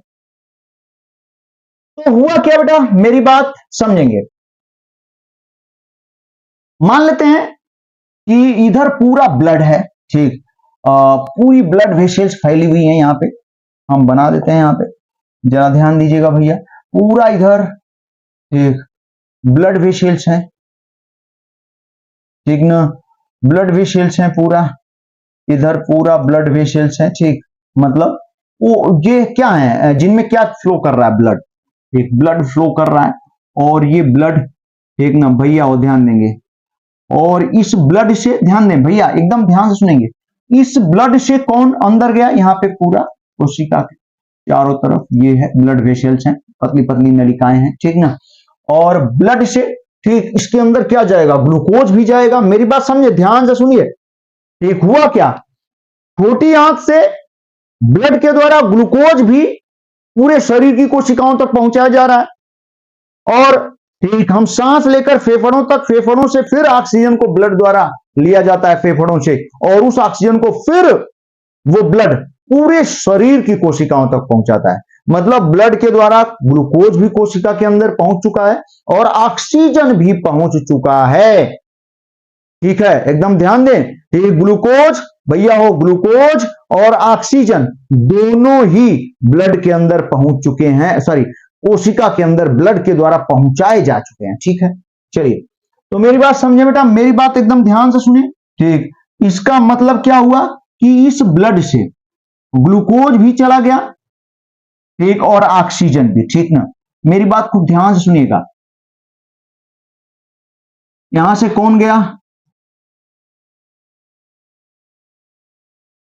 ग्लूकोज गया कोशिका के अंदर। ये क्या है, ये क्या है, ये क्या है भैया हो, ये क्या है, कोशिका है, ठीक ठीक। और ये क्या है, ब्लड वेसल्स है। ब्लड वेसल्स का मतलब रक्त नलिकाएं हैं। मेरी बात खूब ध्यान से सुने, आप कभी नहीं भूलेंगे, ये रक्त नलिकाएं हैं जिनके द्वारा, ब्लड के द्वारा ग्लूकोज, ठीक, कहां पहुंचाया जा रहा है, ठीक, कोशिका में, ठीक ना। अब क्या हुआ बेटा, ठीक, अगर पर्याप्त, सबसे पहले मान लेते हैं कि पर्याप्त मात्रा में, ठीक, मेरी बात ध्यान दें, समझने की कोशिश करें, ठीक है भैया, ठीक है बाबू, ध्यान दीजिएगा। हाँ, अगर ये, अब ये ग्लूकोज जानते हैं, ग्लूकोज टूटता है किसमें, पाइरुवेट में, पाइरुवेट में, ठीक। एक बस नाम याद रखिएगा, ठीक ना, एक यौगिक है, कंपाउंड है जिसका नाम है पाइरुवेट, ठीक, पाइरुवेट, पाइरुविक एसिड से बना हुआ है, जो कि आप 12th में मिलेगा आपको डिटेल में, यहां पे बस नाम जानिए। हाँ, लेकिन नाम जानना जरूरी है बेटा, ठीक। ये जो ग्लूकोज है, ठीक भैया, ये ग्लूकोज टूट जाता है किसमें, पाइरुवेट में, इसमें टूटता है पाइरुवेट में, ठीक ना। हाँ, पाइरुवेट में टूटता है और यहां कुछ ऊर्जा मिल जाती है, कुछ ऊर्जा, हल्का सा एटीपी, ध्यान दीजिएगा। ये ग्लूकोज सब साइटोप्लाज्म, ध्यान दीजिएगा, यहां पे सुनिए मेरी बात, ये कोशिका है, कोशिका की ये झिल्ली है, ठीक, हम बता देते हैं आपको, ये पूरी कोशिका है। ये जो बाहर जो मेम्ब्रेन दिख रही है, इसे हम लोग प्लाज्मा मेम्ब्रेन कहते हैं, कोशिका झिल्ली भी कह सकते हैं बाबू हो। ये प्लाज्मा क्या है, मेम्ब्रेन है, ठीक, सॉरी, ये प्लाज्मा मेम्ब्रेन है जिसे कोशिका झिल्ली भी कहते हैं, ठीक, ये कोशिका झिल्ली है, ठीक है ना, एकदम सही, ठीक है बाबू, एकदम आपको समझ में आ रहा होगा, ये कोशिका झिल्ली है बेटा, ठीक ना। हाँ, और इसके अंदर जो द्रव भरा हुआ है, इसे हम लोग क्या कहते हैं, साइटोप्लाज्म, कोशिका द्रव्य, ठीक, ये पूरा जो भरा हुआ है इसे हम लोग कोशिका द्रव्य कहते हैं। इसके अंदर द्रव्य भरा हुआ है, हम बना देते हैं, ठीक, आपको समझने के लिए बेटा, हम हल्का हल्का खींच देते हैं, ठीक। इसके अंदर क्या भरा हुआ है, द्रव्य भरा हुआ है, ठीक ना, इस पूरी कोशिका के अंदर, ठीक ना, द्रव्य भरा हुआ है। और बहुत सारे कोशिकांग हैं, ठीक, लेकिन हम लोगों को और कोशिकांगों की अभी जरूरत नहीं है, केवल माइटोकॉन्ड्रिया की यहां जरूरत है, तो माइटोकॉन्ड्रिया को हमने बना लिया, ठीक।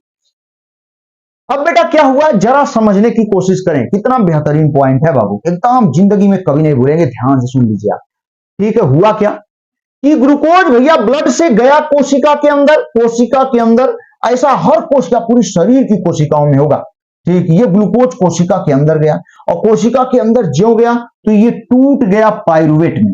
ये किसमें टूटा, पाइरुवेट में, ठीक, हम बना देते हैं, ये टूट गया बेटा किसमें, पाइरुवेट में,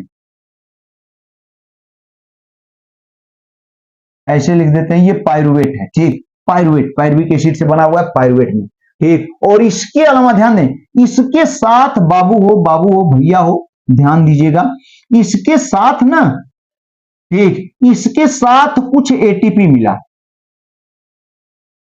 हल्का सा, यहां हल्का सा, और एटीपी तो एकदम जिंदगी में मत भूलिए, इसे ऊर्जा का सिक्का कहते हैं, एनर्जी, कॉइन ऑफ एनर्जी कहते हैं, ठीक। जब इच्छा हुई, जैसे नहीं हमारे पास कोई पैसा, कुछ कोई बड़ा सिक्का, 10 रुपया, 20 रुपया, या नोट बड़ी पड़ी हुई है हमारे पास, ठीक, तो जब इच्छा हुई, जब हमें पैसे की आवश्यकता हुई, उसको भजा लिया हमने। उसी तरीके से ये एनर्जी का स्टोरेज है, एटीपी, सिक्का कह सकते हैं। जब इच्छा हुई, इसको छोटे छोटे सिक्कों में आप क्या कर सकते हैं, भजा सकते हैं, जब ऊर्जा की आवश्यकता हुई तो ये। और भजता कैसे, हमने बताया आपको, एटीपी, एटीपी का जो फुल फॉर्म है, अक्सर लोग पूछ देते हैं, आपके एग्जाम में भी एकदम ऑप्शनल में आने का चांस है, इसलिए एटीपी के बारे में कभी मत भूलिएगा बाबू, ठीक। एटीपी, एटीपी, एटीपी का फुल फॉर्म ही आपसे पूछ देगा, तो एटीपी का फुल फॉर्म एडिनोसिन, भैया हो एकदम याद रखिएगा, एडिनोसिन, एटीपी का फुल फॉर्म एडिनोसिन ट्राई, ठीक, एडिनोसिन ट्राईफॉस्फेट, ठीक, हमें उम्मीद है कि आप कभी नहीं भूलेंगे, एडिनोसिन ट्राईफॉस्फेट।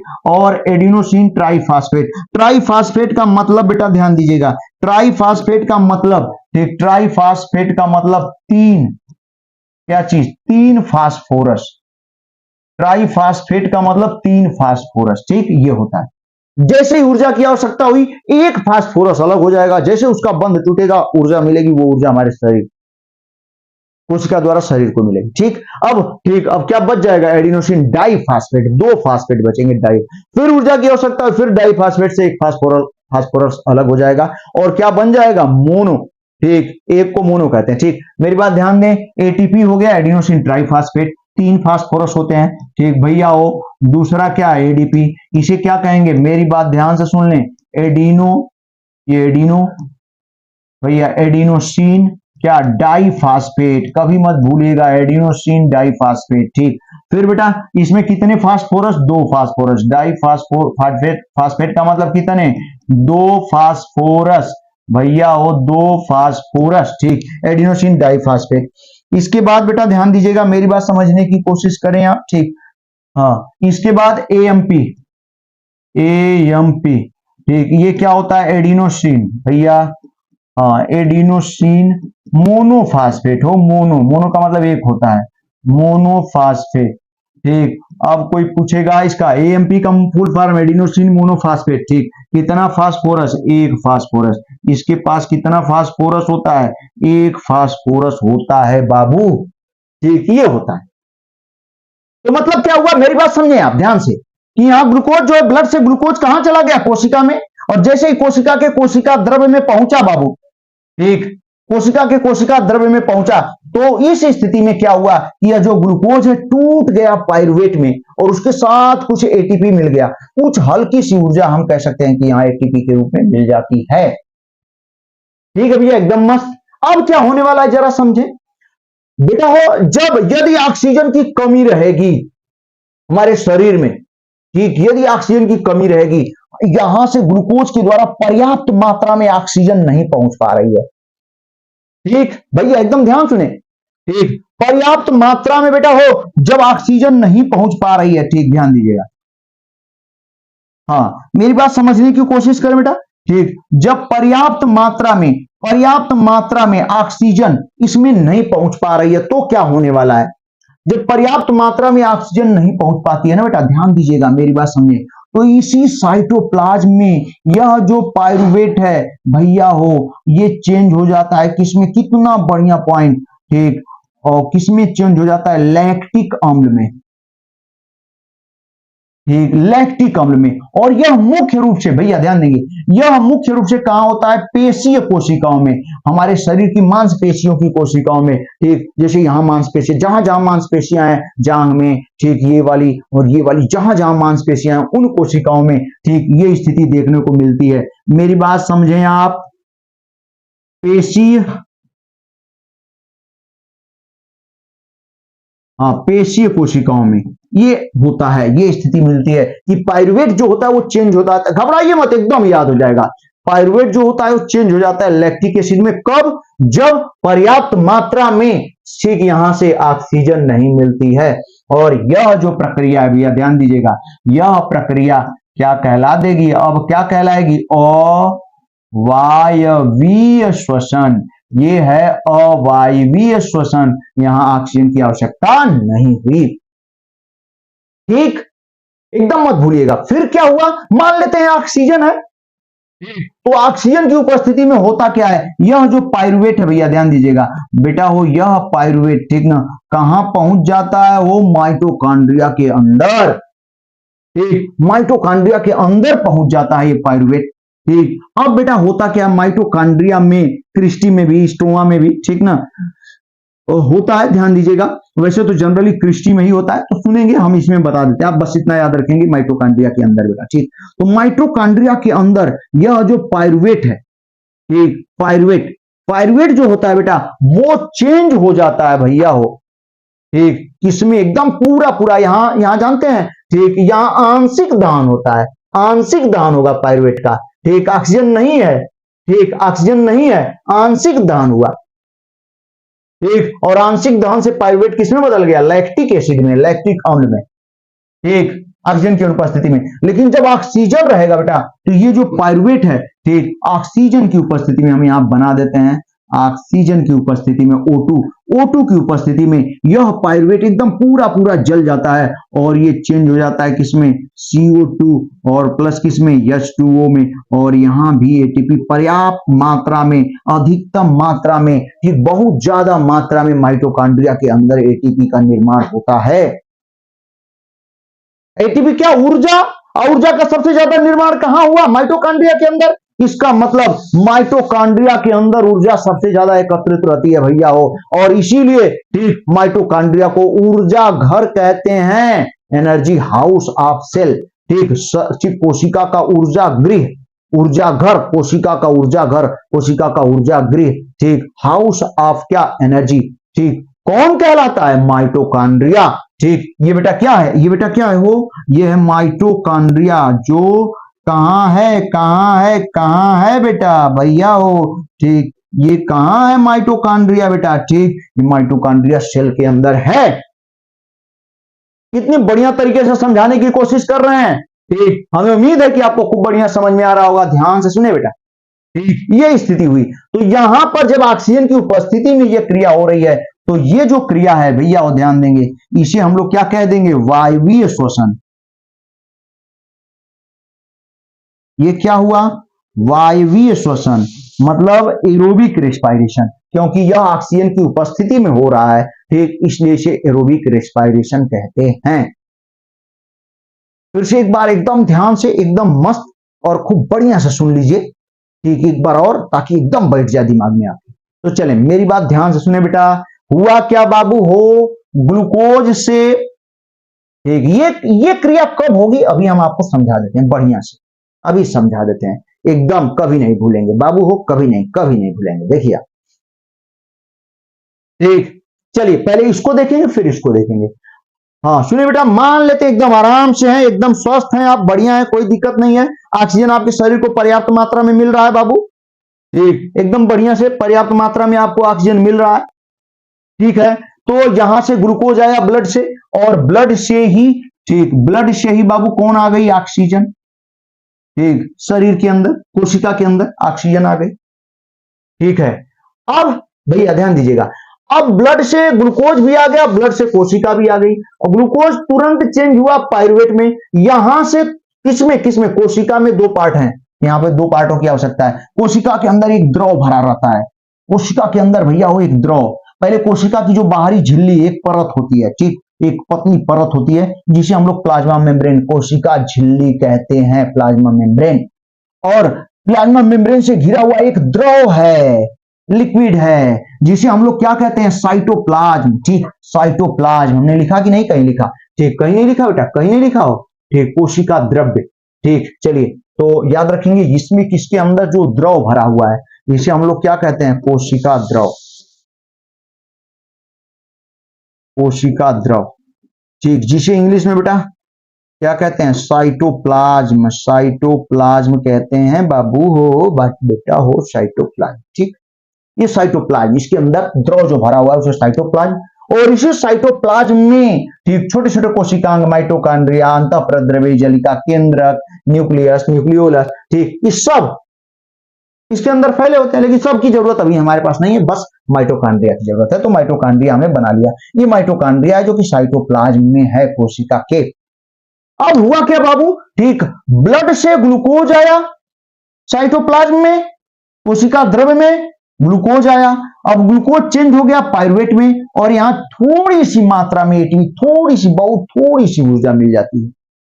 ठीक है, एकदम बढ़िया, थोड़ी सी ऊर्जा, एटीपी। एटीपी का मतलब ऊर्जा हो, एटीपी का मतलब एनर्जी, ऊर्जा। जैसे शरीर को ऊर्जा की आवश्यकता होगी, एटीपी बेचारा फटाफट फटाफट फटाफट फटाफट भजता चला जाएगा, भज जाएगा रुपए की तरह, और ठीक आप खर्च करते रहिए, खर्च करते रहिए, लेकिन उसकी भी सीमा आई नहीं कि खर्च होता रहेगा। एमपी जब ये एडीपी किसमें चेंज हो जाएगा, देखें एटीपी किसमें चेंज होता है, एडीपी में। ठीक, एटीपी किसमें चेंज हो जाता है, एडीपी में। ठीक, और जब एडीपी में चेंज होगा तो यहां हमें क्या मिल जाएगी, ऊर्जा। ठीक है, फिर एडीपी किसमें चेंज होगा, एएमपी में, फिर यहां से एक, यहां फिर ऊर्जा मिल गई हम लोगों को। ये होता है एडीपी, एटीपी, एडिनोसिन ट्राइफॉस्फेट, मतलब 3 फास्फेट, ठीक, एक फास्फेट जैसे ही अलग होगा इससे, एक फास्फेट हट जाएगा, तो अब दो फास्फेट ही इसके बाद जैसे ही बांड उसका टूटेगा ऊर्जा मिल जाएगी। अब एटीपी एडीपी में एडिनोसिन डाई फास्फेट, डाई का मतलब दो, ट्राई का मतलब तीन, डाई का मतलब दो, एडिनोसिन डाई फास्फेट में टूट जाएगा। अब इसके पास बेचारे के पास कितने फास्फेट, दो फास्फेट। ठीक, फिर अभी ऊर्जा की आवश्यकता होगी, ऊर्जा निकले फट से एडीपी का एक बॉन्ड और फास्फोरस लेके अलग हो जाएगा तोड़कर, अब एएमपी में बदल जाएगा, एडेनोसिन मोनोफास्फेट। इसका मतलब इसके पास एक फास्फोरस, अब इससे ज्यादा ये कुछ नहीं कर सकता। सही है ना यहां तक, ठीक है। तो चलिए, यानी एटीपी का मतलब ऊर्जा, इसे ऊर्जा का सिक्का भी कहते हैं, एनर्जी क्वाइन, ठीक ना। अब देखिए, हाँ यहां से ठीक ब्लड से ग्लूकोज भी आया, ब्लड से ऑक्सीजन भी आया, ग्लूकोज से पाइरुवेट में बदला और कुछ ऊर्जा मिली। ठीक, फिर पाइरुवेट ऑक्सीजन की उपस्थिति में जल जाता है भैया हो, माइटोकॉन्ड्रिया के अंदर जल गया बेचारा। कौन? पाइरुवेट। ठीक, पाइरुवेट माइटोकॉन्ड्रिया के अंदर जल गया, एकदम जल गया, और जलने के बाद क्या निकली? कार्बन डाइऑक्साइड और पानी भी बन गया। सोच लीजिए, वो अलग तरीके का दहन होता है जलन। ठीक, इन्हें की आग लग गई है, नहीं ठीक, वो अलग तरीके का। ठीक, तो पाइरुवेट से ध्यान दें, पाइरुवेट से ऑक्सीजन की उपस्थिति में पूरा पूरा पाइरुवेट का दहन हो जाता है, और क्या बन गया? कार्बन डाइऑक्साइड और पानी, CO2 प्लस H2O बन जाता है, और यहां से एटीपी, और जानते हैं लगभग यहां पे 38 एटीपी के मॉलिक्यूल बनते हैं, जो कि अगले 12th में आपके पढ़ेंगे। यहां पे बस इतना जानिए। ठीक भैया हो, यहां पे एटीपी बन गया। ठीक, यहां पे एटीपी, माइटोकॉन्ड्रिया के अंदर एटीपी बन गया, और बहुत ज्यादा मात्रा में यहां एटीपी बनता है। और एटीपी का मतलब क्या? ऊर्जा के सिक्के, ऊर्जा के सिक्के, ऊर्जा के सिक्के, यानी बहुत ज्यादा मात्रा में बेटा कोशिका के अंदर। ठीक, एटीपी जब बन गया, ठीक ना, तो बहुत ज्यादा मात्रा में एटीपी कोशिका के अंदर एकत्रित हो जाते हैं, यानी ऊर्जा एकत्रित हो गई कोशिका, सॉरी माइटोकॉन्ड्रिया के अंदर हो, माइटोकॉन्ड्रिया के अंदर कोशिका एकत्रित हो गई एटीपी के रूप में।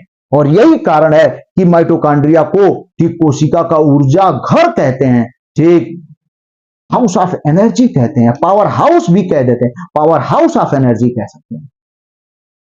ठीक, विद्युत घर भी कहते हैं। ऊर्जा, ऊर्जा यहीं से मिलती है। ठीक, पूरे शरीर। तो बेटा ध्यान दीजिएगा, यहां तो इस तरीके से हुआ, और ये रेस्पायरेशन, ये श्वसन ऑक्सीजन की उपस्थिति में हो रहा है बेटा, और वो कहां हो रहा है? ठीक, माइटोकॉन्ड्रिया के अंदर हो रहा है मुख्य रूप से। तो हम कह सकते हैं कि ये श्वसन ऑक्सीजन की उपस्थिति का मतलब कौन सा श्वसन हो गया? वायवीय श्वसन। यहां तक एकदम मस्त है। फिर दूसरा स्टेप देखें, अवायवीय श्वसन का मतलब क्या बेटा? ठीक, मान लेते हैं पर्याप्त मात्रा में ऑक्सीजन नहीं मिली कोशिका को, यहां से ब्लड नहीं दे पाया कोशिका को, तो मजबूरी में पाइरुवेट क्या करता है? ठीक ना, तुरंत इसका आंशिक दहन हो जाता है, बेचारा पूरा पूरा नहीं टूट पाता है, पूरा पूरा इसका दहन नहीं हो पाता है। ठीक, आंशिक दहन होकर के ठीक हल्का फुल्का धुआं छोड़ करके ये पाइरुवेट किसमें बदल जाता है? लैक्टिक एसिड में। ठीक, लैक्टिक अम्ल में बदलता है। और यहां पर भी मेरी बात ध्यान दें बेटा, ठीक, यहां पर भी जब लैक्टिक एसिड में बदलता है तो बहुत थोड़ी मात्रा में, ठीक, यहां पर भी बहुत थोड़ी मात्रा में एटीपी मिलती है, बहुत कम मात्रा में ऊर्जा मिलती है। और यहां पे देख रहे हैं, यहां पे कहीं भी जब ग्लूकोज पाइरुवेट में, पाइरुवेट से लैक्टिक एसिड में बदला, तो यहां कहीं भी ऑक्सीजन की आवश्यकता नहीं हुई, ये ऑक्सीजन यहां नहीं लगी है, तो इसलिए यहां पर जो श्वसन हो रहा है इसे क्या कहेंगे बाबू? अवायवीय श्वसन। ठीक, ये अवायवीय श्वसन, एनएरोबिक रेस्पिरेशन है। उम्मीद है एकदम मस्त समझ में आ रहा होगा, एकदम जबरदस्त है बेटा। ठीक ना, ठीक है, एकदम बढ़िया। अब यह घटना कब होती है, हम आपको बता देते हैं कब होती है भैया। जब आप दौड़ते हैं, खूब दौड़ रहे हैं, खूब दौड़े हैं, खूब मेहनत किए हुए हैं, ठीक, या दौड़ रहे हैं, कोई भी काम मेहनत वाला खूब किए आप।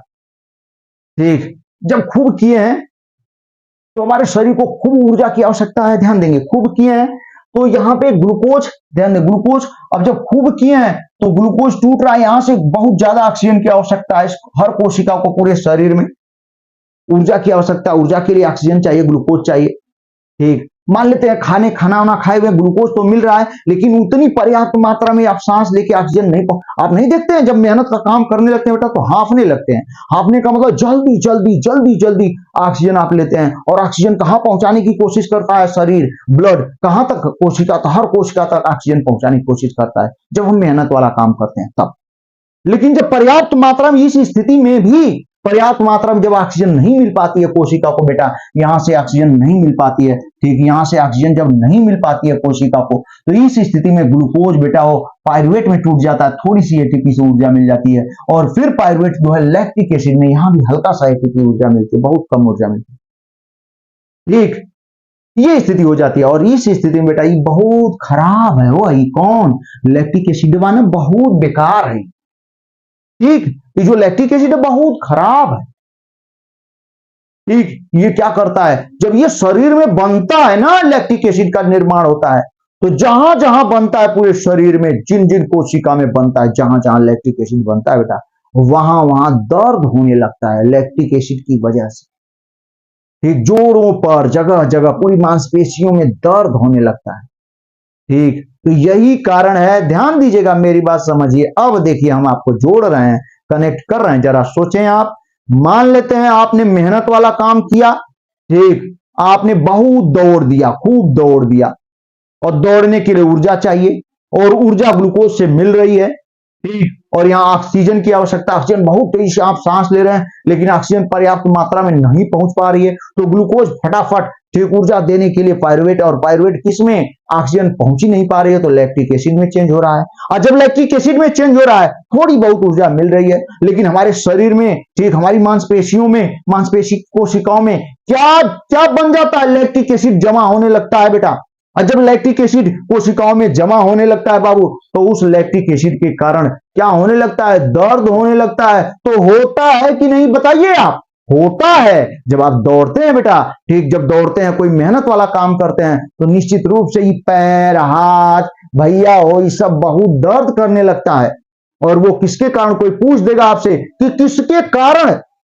ये हाथ पैर दर्द करने लगता है, कोई, ठीक, को बहुत भारी काम, मेहनत वाला काम करने से, तो आप एकदम एक लाइन में जवाब दे देंगे बाबू कि लैक्टिक एसिड बनने के कारण। अब आप कहेंगे लैक्टिक एसिड क्यों बनता है, तो अवायवीय श्वसन के कारण ग्लूकोज पायरुवेट में, और पायरुवेट किसमें बदल जाता है, लैक्टिक एसिड में, ये क्यों, क्योंकि पायरुवेट को ठीक तोड़ने के लिए ऑक्सीजन पर्याप्त मात्रा में मिल नहीं पाती है, उतना सांस के द्वारा ऑक्सीजन नहीं पहुंच पाता है, इसलिए अवायवीय श्वसन होता है। अवायवीय श्वसन के कारण पायरुवेट से, ग्लूकोज से पायरुवेट, पायरुवेट से क्या, लैक्टिक एसिड, और हमारे शरीर में मांसपेशियों में लैक्टिक एसिड बन जाता है, और लैक्टिक एसिड के जमा होने के कारण मांसपेशियों में बेटा क्या होने लगता है, दर्द होने लगता है, वहां पे पेन होने लगता होता है, दर्द, मेहनत वाला काम करिए, दौड़िए, सब सब दर्द करने लगेगा, और क्यों दर्द करेगा, लैक्टिक एसिड बनने के कारण, लैक्टिक एसिड के निर्माण के कारण, ठीक, लेकिन अगर बैठ गए आप, बैठ के, ठीक, अपने खुद अपने हाथों से नहीं होता है कि जब कोई दौड़ता है, बहुत तेज दौड़ लेता है, तो बताया जाता है कि ठीक, अपने हाथ पैर को अपने ही हाथों से क्या करिए, दबाइए, ठीक, या कोई मेहनत वाला काम करके आप आते हैं और सो करके किसी से दबवाते हैं, तो आराम मिलता है, उसका कारण यही है कि जो जगह जगह लैक्टिक एसिड जमा है, जब उसको दबाने पर, ठीक, वो लैक्टिक एसिड क्या होता है, फैलता है, और वो लैक्टिक एसिड धीरे धीरे ब्लड से होके, ठीक, ब्लड में जाता है, और शरीर को, मांसपेशियों को क्या मिलता है, आराम मिलता है, ठीक है बेटा। तो कितना बढ़िया पॉइंट हमने बताया। तो यहां पे वायवीय श्वसन, अवायवीय श्वसन के बारे में एकदम डिटेल कर दिया हो बाबू, एकदम बढ़िया से समझा दिया हमने, ठीक। अब एक क्वेश्चन जो आपके एग्जाम में आने वाला है और आएगा, वो यही आएगा कि वायवीय श्वसन और अवायवीय श्वसन में अंतर क्या होता है, और सारे अंतर हम यहीं से निकाल के आपको दिखाएंगे, और आपको एकदम याद करवा के छोड़ेंगे, ठीक, ध्यान दीजिएगा बेटा, ठीक। हाँ, तो अगले पेज पे चलते हैं बाबू, ठीक, हम लोग, और अगला पेज हमारे लिए, ठीक, कौन सा क्वेश्चन है, वायवीय श्वसन अवायवीय श्वसन में अंतर, difference between aerobic respiration and anaerobic respiration, ठीक है बाबू। तो चले, हाँ, तो पॉइंट हम लोगों का आ जाता है, ध्यान दीजिएगा, अवायवीय श्वसन एवं वायवीय श्वसन में अंतर, अवायवीय श्वसन एवं वायवीय श्वसन में अंतर, अवायवीय श्वसन एवं वायवीय श्वसन में भैया हो क्या हो अंतर, ठीक, अवायवीय श्वसन एवं वायवीय श्वसन में अंतर, ठीक, difference between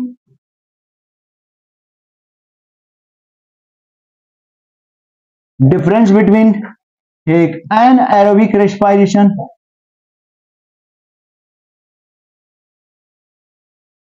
एनाएरोबिक respiration and aerobic respiration, aerobic respiration। एकदम आसान, एकदम, हमें उम्मीद है वो सब जानते हैं, बस हमें याद दिलाना है। देखिए तो बेटा दो कॉलम हम बना लेते हैं, बना ही लेते हैं। चलिए हमने दो कॉलम खींच लिया, इधर अवायवीय श्वसन हमने कर लिया, ऐसे ही आपको भी लिखना है। ठीक, अवायवीय श्वसन हमने इधर कर लिया यानी एनाएरोबिक रेस्पिरेशन, और इधर भैया वो वायवीय श्वसन। ठीक, वायवीय श्वसन, एकदम बढ़िया बढ़िया पॉइंट हम आप लोगों को बताने वाले हैं। ठीक, वायवीय श्वसन। ठीक, चलिए तो बाबू हो ध्यान दीजिएगा बेटा, हो पहला पॉइंट। ठीक, पहला अवायवीय श्वसन का पहला पॉइंट जो कि सब एक एक बच्चा जानता है। ठीक, पहला पॉइंट क्या है बेटा? ठीक, हम लोग यहाँ पे लिख सकते हैं अवायवीय श्वसन में पहला पॉइंट। ठीक, यह O2 की अनुपस्थिति में होता है। ये तो नाम से ही क्लियर है, पर कितनी बार हमने चिल्ला दिया, यह O2 की अनुपस्थिति में होता है बाबू हो। ठीक, यह O2 की अनुपस्थिति में होता है। ठीक, चलें इसका जो पहला पॉइंट क्या कह रहा है वो जाने, यह O2 की उपस्थिति में होता है। वो होता है ना, एकदम होता है।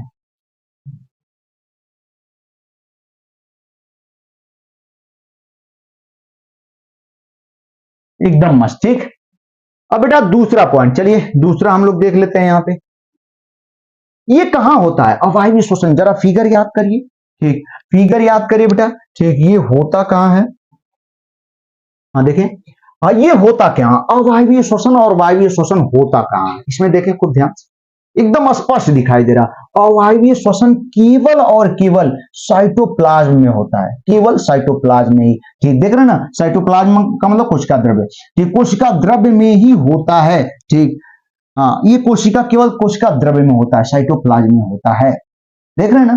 ठीक, और वायवीय श्वसन कहां होता है? तो वायु श्वसन का कुछ पार्ट आप देख रहे हैं, दो पार्ट में हो रहा है, पहले ग्लूकोज पायरुवेट में, फिर पायरुवेट इसमें टूटता है आके माइटोकॉन्ड्रिया के अंदर। तो भैया एकदम याद रखिएगा कि वायवीय श्वसन ये नहीं कि खाली माइटोकॉन्ड्रिया में होता, नहीं, कुछ लोग केवल लिख देते हैं माइटोकॉन्ड्रिया में, गलत हो जाएगा। ठीक, ये कहां, साइटोप्लाज्म और माइटोकॉन्ड्रिया दोनों में होता है बाबू। कौन? वायवीय श्वसन। कितना बढ़िया पॉइंट। ठीक, तो देखें बेटा ध्यान दीजिएगा, यहां पे होता क्या कहां है अवायवीय श्वसन, कोई पूछेगा तो अवायवीय श्वसन हम ऐसे लिख सकते हैं। ठीक, हम ऐसे लिख सकते हैं, यह कहां होता है? कोशिका के बाबू हो, कोशिका के कोशिका, हाँ कोशिका के कोशिका द्रव्य में होता है। ठीक, कितना बढ़िया पॉइंट। दूसरा इसका देखिए बेटा, दूसरा अवायवीय श्वसन कोशिका द्रव्य में हो ही गया, हम कह सकते हैं यह दो पदों में होता है, याद रखेंगे, यह दो पदों में होता है। इसका पहला पद लिख सकते हैं हम लोग, यहां पे लिख देते हैं, इधर देखिए बेटा ध्यान दीजिएगा, इसका पहला पद कहां होगा? इसका पहला पद कोशिका द्रव्य में, हाँ पहला पद कोशिका द्रव्य में। ठीक, थोड़ा बढ़िया से लिख देते हैं, एक ही में हो गया सब। देखिए बेटा ध्यान दीजिएगा, इसका पहला पद कोशिका द्रव्य में तथा दूसरा पद भैया, तथा दूसरा पद कहां होता है? माइटोकॉन्ड्रिया में। एकदम याद रखिएगा, कभी मत भूलिएगा भैया हो, दूसरा पद माइटोकॉन्ड्रिया में होता है। एकदम मस्त। ठीक, चले तीसरा, तीसरा पॉइंट हम लोग क्या लिख सकते हैं इसके बारे में? हाँ ठीक, तीसरा हम ये भी लिख सकते हैं, जो अवायवीय श्वसन है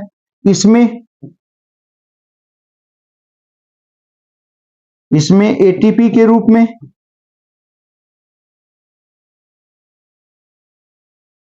कम ऊर्जा प्राप्त होती है ना, हमने बताया आपको, कम ऊर्जा प्राप्त होती है। ठीक, इसमें एटीपी के रूप में कम ऊर्जा प्राप्त होती है बाबू, कम। ठीक है बेटा। ठीक, तीसरा हो गया, तीसरा इसमें देख लेते हैं। इसमें एटीपी के रूप में बहुत अधिक ऊर्जा या अधिक ऊर्जा प्राप्त होती है।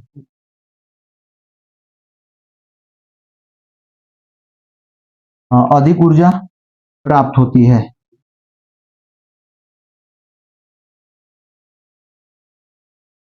ठीक, और क्या हम लोग लिख सकते हैं, यहां दो पार्ट में हम बता देते हैं आपको, ध्यान दीजिएगा। ठीक, ये 3 पॉइंट और एक चौथा पॉइंट हम बता सकते हैं, आप ध्यान दीजिएगा। और वायवी में चौथा पॉइंट हम लोग क्या लिख सकते हैं, हम लोग लिख सकते हैं कि ठीक इसमें अंतिम उत्पाद यानी लास्ट में क्या बनता है। ठीक, इसमें भैया इसमें अंतिम उत्पाद क्या होता है, लैक्टिक एसिड। हाँ, इसमें अंतिम उत्पाद लैक्टिक अम्ल होता है। ठीक, इसमें बेटा ध्यान दें चौथा, इसमें चौथा वायवीय श्वसन का चौथा। ठीक, सारी चीजें एकदम आपको ध्यान से सोचेंगे ना तो सब आप जान रहे हैं, सब कुछ भी ऐसा नहीं है जो नहीं जानते आप। ठीक, बस जो हमने पढ़ाया यदि जानते हैं तो ये फटाफट लिख लेंगे और समझ में भी आ रहा होगा। इसमें अंतिम उत्पाद आप देखे होंगे, माइटोकॉन्ड्रिया के अंदर क्या बना था, क्या बनाए थे हम लोग, कार्बन डाइऑक्साइड और पानी। इसमें अंतिम उत्पाद CO2 व H2O ठीक होते हैं या बनते हैं। ठीक, ये तो 4 पॉइंट बहुत है। ठीक ना, इतना लिख देंगे तो आपको पूरा में पूरा नंबर मिलेगा बेटा। ठीक, तो ये हमने आपको बता दिया आज अवायवीय श्वसन और वायवीय श्वसन में अंतर। ठीक, तो बेटा यहां तक हमने खूब डिटेल में आपको खूब बढ़िया समझाने की कोशिश किया और हमें उम्मीद है कि आपको खूब बढ़िया समझ में आ रहा होगा बेटा। ठीक, तो कोशिश करें आप लोग खूब मेहनत से पढ़ें। थोड़ा सा बेटा थोड़ी सी छोटी सी रिक्वेस्ट है कि आप ठीक ये मेरे वीडियो को अपने दोस्तों तक जरूर पहुंचाएं ताकि और मेहनत से हम पढ़ा सकें, मेरा मनोबल और बढ़ जाए। ठीक, और ज्यादा सब्सक्राइबर्स हो जाएं। ठीक, तो खूब बढ़िया से और मेहनत से हम आपको पढ़ाएंगे, एकदम जी जान से पढ़ाएंगे। ठीक, तो पूरा वीडियो देखने के लिए आपको बहुत बहुत धन्यवाद और इसी तरीके से इसको आगे हम लोग अगले लेक्चर में हम लोग पढ़ेंगे। ठीक भैया हो, आप एकदम मस्त रहें, पढ़ाई में व्यस्त रहें, भगवान करें आप एकदम सुख और चैन से रहें। पूरा वीडियो देखने के लिए धन्यवाद।